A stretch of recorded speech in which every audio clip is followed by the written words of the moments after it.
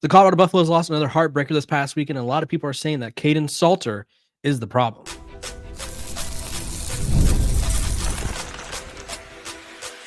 You are Locked On Buffs, your daily podcast on the Colorado Buffaloes, part of the Locked On Podcast Network, your team every day. Welcome to Locked On Buffs. I'm your host, Kevin Borba. Today's episode is brought to you by our sponsors over at FanDuel. Right now, new customers can bet just $5, and if your bet wins, you'll get $300 in bonus bets to use across the app. So download the app today. We're also brought to you by the Locked On Podcast Network. It's your team every day for free and available wherever you get your podcasts. So make sure to like, subscribe, follow, so you're not missing out. All right, we got a lot of fun things coming up. We got a lot of fun people coming on the show, and it's going to be fun. I mean, that's the word I keep using because we keep it real over here. Let's talk about Kaidon Salter, the quarterback from Liberty, the transfer that everyone was heralding as a potential Heisman candidate. Is he the problem? Deion Sanders says the moment's too big for his team, and Shedeur Sanders is taking backlash for being confident in himself again. Shocker. Back to Kaidon Salter. Now, I was very critical of him after the game, and I still think he had a lot of costly mistakes in that game, right? He took a sack that got Colorado out of field goal range. He took a sack on 3rd and 3 that turned into 3rd and 25, right? That can't happen, right? He has been very indecisive. He has been very, very he just looks confused, deer in headlights frequently, right? And I think a lot of people are ready for Colorado to move on. Now, I do think Kaidon Salter had a lot of faults in his performance, right? I don't think he is really playing up to the standard that a lot of people were hoping for, and I don't think he's really carrying himself as a leader of this team, if I'm being quite honest. For starters, if you go look on the Locked On Buffs social media page, one of my most recent posts is someone went into Kaidon Salter's Instagram and went into the comment section, and he's getting into Instagram comment battles with fans, right? He's also talking about how after the game he said that he thinks getting benched derailed him. It's like, okay, that was 2 weeks ago, 3 weeks ago, right? You need to get over it now, right? You are in the starting lineup. You are the guy. You need to start acting like it. You need to start playing like it, right? That secret meeting that I talked about with you guys last week. Now, I don't know if secret's the right word, but that meeting that Coach Prime discussed with Romy Bean, excuse me. It was because Kaidon Salter's not doing what he needs to do. We'll put it that way. Kaidon Salter has come to Colorado, and I think Colorado is expecting to get a lot more out of him.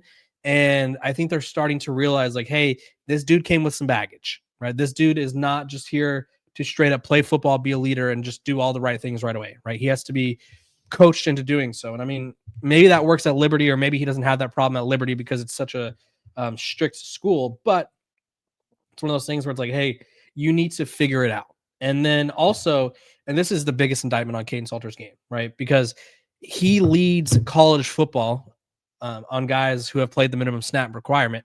He leads college football in time to throw, right? The average time he's given a throw. Colorado's offensive line is one of the best pass blocking offensive lines in college football. It's like, hallelujah, right? That was sort of the big problem. And it was like, okay, now the problem is the quarterback holds the ball for too long. For instance, PFF graded him. PFF's offensive line pass blocking grade against BYU was a 95.1.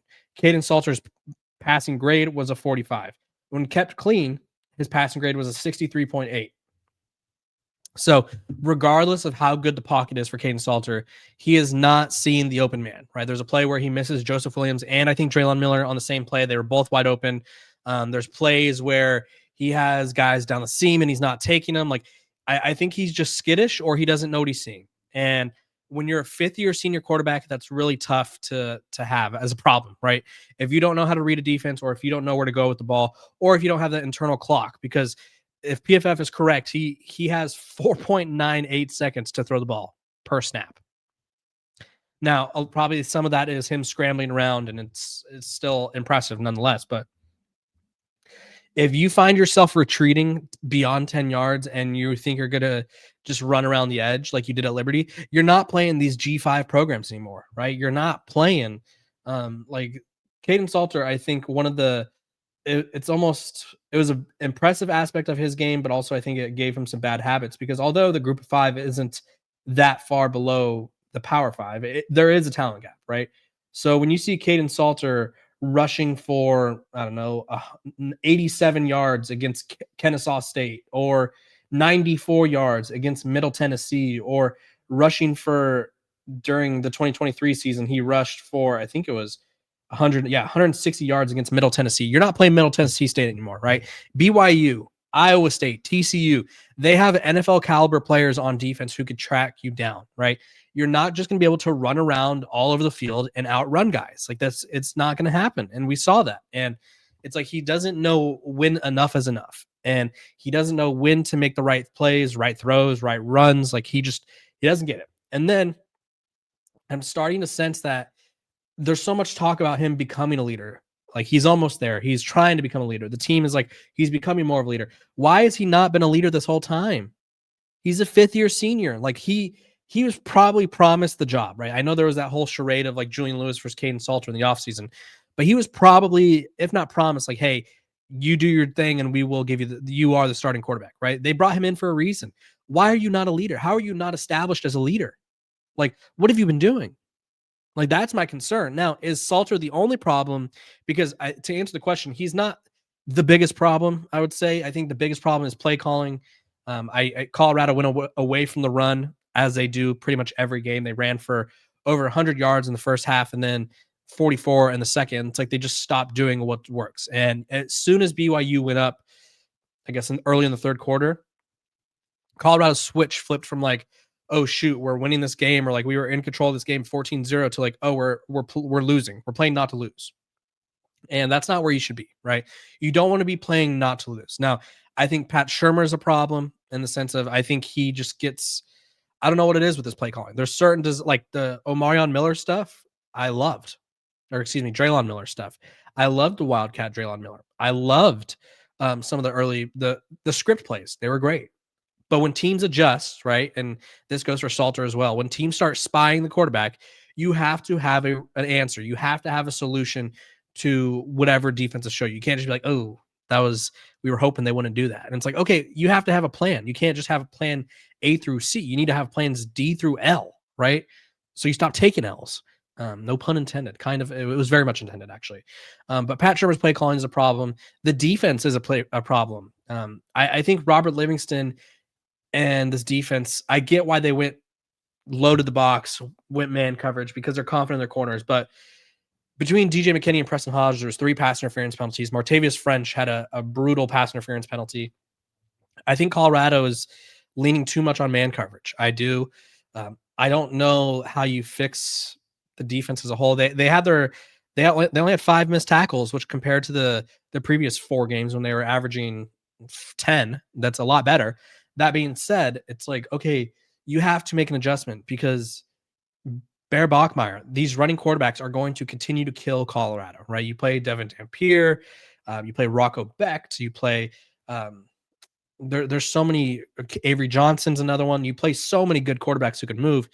If you can't stop running quarterbacks, and if you can't stop the run in general, they gave up 200 yards again, it's going to be a long year, right? Like, when you go up 14-0, and this is partially on Salter, this is on Shurmur, for not calling the right plays and not executing the plays that were called. Teams that are up by double digits and lose are signs of a bad team, right? You have to have that killer instinct that shows other teams like, hey, we're up 14-0 and we're just going to keep we're going to put our foot on your throat and just hammer it. And Colorado can't do that. They do not have a killer instinct. They instead have like a complacency instinct where it's like, okay, we're up. Now we're just going to get timid, and all of a sudden we're just whatever, right? Like, they happened against Georgia Tech, right? I think it happened against Houston in the sense of they got themselves back into it and then didn't really pull away, right? Colorado needs to figure out a way to start strong. They've been starting strong, but they need to sustain their play. And I don't think it's time to bench Kaidon Salter yet. I think a lot of people are going to flirt with the idea of benching Kaidon Salter. I think you've done way too much quarterback switcheroos this season if you're Colorado. But I will say Kaidon Salter does need to do some soul searching. He does need to figure out how to be more decisive, be more confident in himself, Because if you get to a point where the season's a lost cause, right? Colorado's already at 3 losses. You've lost to Georgia Tech, Houston, BYU. You get to a couple more, then I would start making that decision to be like, hey, maybe it's time to get Julian Lewis some reps, right? But right now, I think you ride with Kaidon Salter. You just need him to step up on the field, off the field, and every aspect of his game, because right now he's not what Colorado needs or was expecting to get from him. When we come back, we're going to talk about why I'm greatly concerned by Deion Sanders basically saying the moment's too big for his team.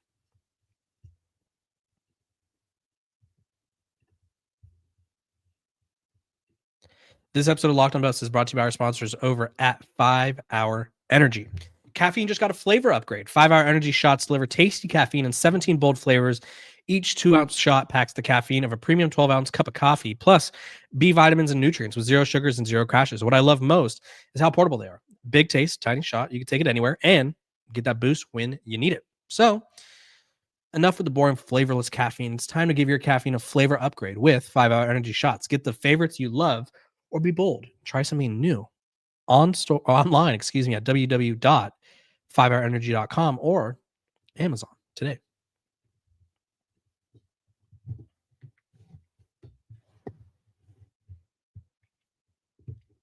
Let's talk Deion Sanders, and let's talk the uncomfortable thing in the room. First of all, I want to thank you guys for making me your first listen of the day. We're free and available wherever you get your podcasts. Make sure to like, subscribe, follow, so you don't miss out on a moment of the coverage. Deion Sanders, when he spoke to the media after the game, I think he's sort of like confused, right? Because I think there's moments where the players are in the right position to not making the plays. I think there's moments where the coaches have come to fault, and it's like the game management was terrible again at the end of the game. I do think Colorado probably should have had a better shot at winning that game, or at least getting in position to tie the game up, but obviously that didn't work out. Here's the thing. When I hear this quote, sometimes it felt like the moment was just too big for some of our athletes. We have to be better as a staff, as a team, and I have to do better. We had the opportunities, we just didn't make it happen. When I hear this sentence, sometimes it felt like moments was just too big for our athletes. It's like, oh boy, like what does that mean? That comes down to preparation, right? I think you could say that they're in the right position, and they probably were. But if you find yourself scared of the moment, right? If you find yourself being like, hey, I don't want to be the guy like to make the big play. Like I want to be the guy who helps make the big plays along the way, but not the guy. You have a problem. Like, I think right now Colorado has a lack of an alpha problem. And I think Jordan Seaton and Tafik Bayard are probably the two biggest alphas on this team, but they need someone to step up like even more, right? When Deion Sanders says this moment's too big, that's something that you hear from a team that's like, yeah, we're just happy to be here. Like we contended with a top 25 team and we did our best. And it's like, moment was just too big for us. Like the moment being too big is lack of preparation, lack of confidence, lack of swagger, and lack of alpha dogs, right? They had those leader and dog patches on some guys, and I'm not quite sure if we're seeing that, right? I think the moment being too big for Colorado is an excuse for these players not really being ready. Like, how are you not ready for a top 25 matchup? You had BYU on the ropes, right? BYU fans can blab all they want. Colorado should have won that game, right? If you look at the net success rate that Parker Fleming puts out each week, it's basically, did we really get he titles it, did we really get beat that bad? And it ranges from like, yes, you got absolutely killed, to like, no, you probably should have won that game. Like Colorado, their net success rate indicates they should have won that game. That being said, and for those that aren't really familiar with the net success rate, it strips out noise and presents a view of how two teams compared in the down-to-down business of moving the football.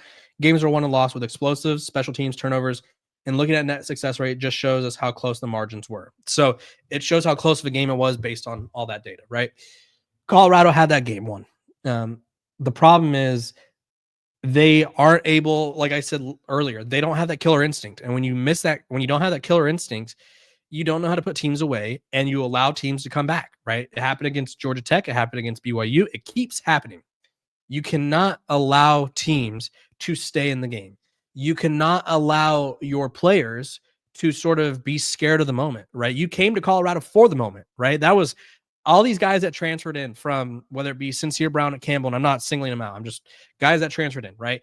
Andre Roy from Maryland, Larry Johnson from Tennessee. I mean, to a lesser degree, but he wanted to be a part of the big moment and wanted to be the guy, right? You wanted Martavius French, Tion Parks, who, I mean, he gave up, I think it was 8 catches last game, right? All these guys came to Colorado for this moment, to be on ESPN every week, to be on nationally televised game every week, to play against some of the best teams in the country, to contend, to have a chance to contend. I wouldn't say Colorado's contending for anything. You wanted this. Now you have to hold up your end of the bargain. I don't think Colorado's doing that, right? I don't think Colorado is ready for these big games, and which sucks because you're playing TCU this week, which is where it all started for Deion Sanders and the Coach Prime experience at Colorado, right? They go into TCU and they beat them. They did this last year or 2 years ago now, and they're hoping to do it again. It's a really good TCU team. Let me see if they're ranked. So I know top 25 just dropped, and I don't even remember where TCU is or was. They just fell out of the rankings, but they're a top 25 caliber team. They're favored by 14.5. You're on the road. You're needing a statement. Your bowl game opportunities are going to be dwindling, right? Because right now you're sitting at 3-3 or 2-3. You can only realistically lose 3 out of your next 1, 2, 3, 4, 5, 6, 7 games, right? You cannot lose. If you lose 4 games, it's over, right? You're not making a bowl game, right? And I think right now we don't need to be talking about Big 12 title contention. I don't think we need to be talking about the playoff. We need to talk about bowl game stuff, right? Because you can't get to those other things before you get bowl game eligible. And right now, Colorado does not look like they're bowl game eligible, right? They need guys to step up, whether that means coaches need to bench guys, whether that means coaches need to sort of stop playing favorites and be like, you know what, we really like this guy. I think it's he'll figure it out. Like whatever needs to be done because at this point, the season is probably another loss away from free falling. Especially if you get blown out by TCU, because then you play Iowa State, who's undefeated and probably the best team in the Big 12 right now, them and Texas Tech. And like you just can't do that, right? This season could quickly get out of hand because say you lose to TCU, then you play Iowa State. They're a ranked team. They're probably projected to beat you by, I don't know, 15 points, 17 points, right? Like ESPN's FPI only gives Colorado a 63% chance. Utah's finding again. Arizona is decent. They're not as bad as we thought they were. They're decent. West Virginia is terrible. That is the one game on this schedule where it's like, that is the game Colorado should win, right? All of the rest of these games, they have to come to bat. Like they are going to be underdogs in every game except that West Virginia game. They are going to be doubted in every game except for that West Virginia game. And depending on how Colorado plays the next few weeks, they might not be favored against that West Virginia team. So if the moment's too big right now, figure out a way to get more confident or figure out a way to put the right people in, because you should not come to Colorado and play for Deion Sanders if you are scared of the moment. That's just not how it works. When we come back, Shedeur Sanders is under fire again. Let's talk about it.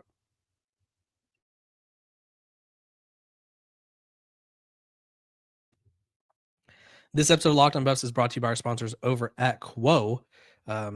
If you haven't heard of Quo, you probably have. They're just got a new little redesign, new name. One of the tools that helps make a huge difference for business owners, Quo, formerly known as OpenPhone. It's the same great business phone system you've heard me talk about before, just with a new name. And here's why it matters. Every missed call is money left on the table. When every customer counts, conversation counts, you need a phone system that keeps you connected 24/7. Quo is the #1 business phone system that streamlined customer communications. It works through an app on your phone or your computer, so no more carrying 2 phones or relying on a landline. See why over 90,000 businesses trust Quo from formerly known as OpenPhone. Get started free and get 20% off your first 6 months at quo.com/lockedoncollege. It's QUO.com/lockedoncollege. And if you got existing numbers with the service, Quo will port them over with no extra charge. Quo, no missed calls, no missed customers.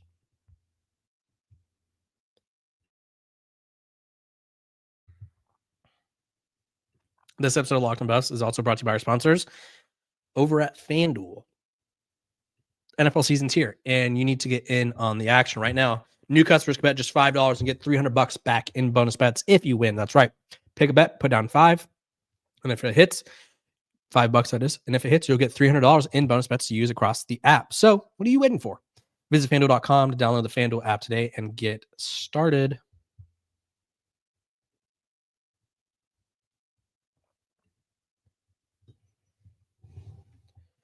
Let's talk some Shedeur Sanders. First of all, thank you guys for making me your first listen of the day. We're free and available wherever you get your podcasts. Make sure to like, subscribe, and follow. Shedeur Sanders is under fire again because he's confident in himself, I guess. Yeah, I don't know. It's Shedeur Sanders the earlier or last week, I guess you could say, said that he's ready to play. I mean, he looked around the league and said, "Hey, like I'm better than some of these quarterbacks, and I'm ready to play." Blah blah blah, and everyone's sort of like, "Why are you talking? You're the third string quarterback." And if I'm Shedeur Sanders, I have to understand that everything I say is going to be blown up into the biggest of proportions, because it's like, okay, son of Deion Sanders thinks he's too good to be a backup, right? And it's like, why wouldn't you want that confidence from him? Now, Rex Ryan had a pretty spicy take today that he's good enough, he's just not doing the right things. And obviously that's between Shedeur and the coaches. Joe Flacco is playing like a 50-year-old quarterback, which, I mean, granted, he is like 50 years old. He's like 40 something, but either way, the Browns are invested in Dylan Gabriel, right? Shedeur Sanders just needs to be ready. I think if I was Shedeur Sanders and I was asked questions about playing, I would simply just say, I'm preparing my best every day, waiting for my opportunity, right? I wouldn't say anything else, right? Because I think the hard part about Shedeur is everything he says is going to get analyzed, overanalyzed, broken down, torn apart. And it's like nothing he says is going to be right. But it's like when you're playing 2K, or I think Madden probably doesn't now, where like they have the coach responses. Like, just pick the generic, like, hey, like, I'll be ready when my name is called. If my name is called right now, I'm focused on helping the scout team, right? He talked about the scout team and how important it was to him last week. But of course, we're talking about like, hey, this guy thinks he's ready to play. And we hate that, right? Shedeur Sanders has every right to be confident, right? He thought he was, I think he was a first round caliber quarterback. Obviously things happened, but I think for Shedeur, you just got to be ready. And I would probably avoid being like overly confident, I guess, or just pretend like you are just undrafted, I guess. Like, I don't want to say don't be yourself, because I hate that, but it's like the way the media treats him, the way fans treat him, it's almost like he should just be like, okay, yeah, I'll be ready. Like, be very simple, short, because I think people are waiting for him to say something wrong so that way they could blow it up. And that's what happened, right? Because I didn't think what he said was wrong at all. I think people want to make it wrong because it's like, oh, not a team player, right? He thinks he's better than everyone. But it's like, okay, if you asked him if he thinks he's ready to play, would you rather him say, no, I'm not ready. I think I have room to grow, and I'm just not ready yet. I would just say I'm waiting for my opportunity whenever the coaches feel that's right, like blah, blah, blah. I think it's unfortunate that he sort of has gone through this entire situation. I do think he'll get a chance eventually because the Browns don't look good, and you're always one play away. But I think it's tough to be Shedeur Sanders because we know the drill, right? We saw it at Colorado, and we're seeing it again. So I appreciate all you guys for tuning in, making Locked On Buffs your first listen of the day. We are free and available wherever you get your podcast. Make sure to like, subscribe, and follow. And I'll see y'all tomorrow.